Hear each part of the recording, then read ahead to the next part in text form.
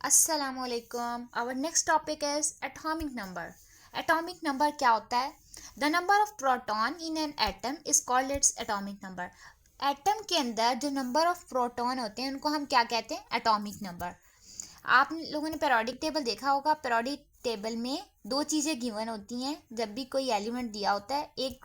एक वैल्यू जो small value होती है उसको एटॉमिक नंबर कहते हैं और जो लार्ज वैल्यू होती है उसको क्या कहते हैं? Mass number. ठीक है. और यहाँ पे कार्बन गिवन है. कार्बन की जो स्मॉल वैल्यू है 6, ये इसका एटॉमिक नंबर हुआ. और जो 12 लार्ज वैल्यू है ये क्या हुआ? Mass number.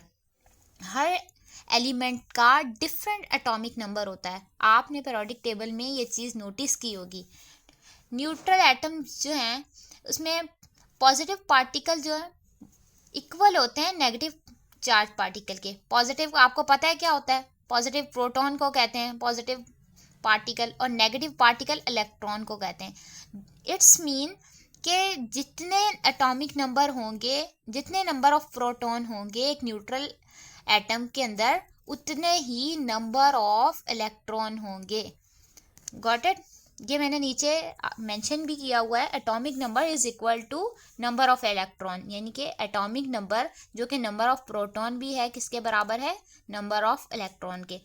हमें सेकंड चीज़ है मास नंबर. ये मैंने आपको बताया कि जो लार्ज वैल्यू होगी किसी एलिमेंट की, जब नोटेशन लिखी होती है बड़ी वैल्यू होगी, उसको हम कहते हैं मास नंबर. अब देखते हैं मास नंबर होता क्या है. Protons and neutrons have approximately the same mass. Protons और जो न्यूट्रॉन्स होते हैं उनका तकरीबन सेम मास होता है, यानी कि मास नंबर क्या हुआ? प्रोटॉन्स और न्यूट्रॉन्स, इनको क्या कहते हैं हम? नंबर ऑफ प्रोटॉन्स को और नंबर ऑफ न्यूट्रॉन्स को क्या कहते हैं हम? Mass number.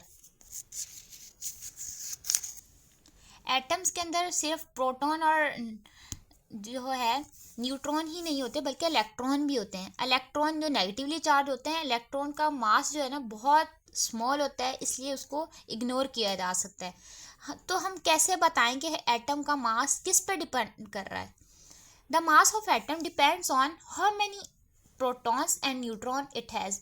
एटम का जो मास है डिपेंड करेगा प्रोटॉन्स पे और न्यूट्रॉन्स पे. अब मास नंबर का जो है ना वो देख लेते हैं कि मास नंबर कैसे फाइंड आउट करते हैं.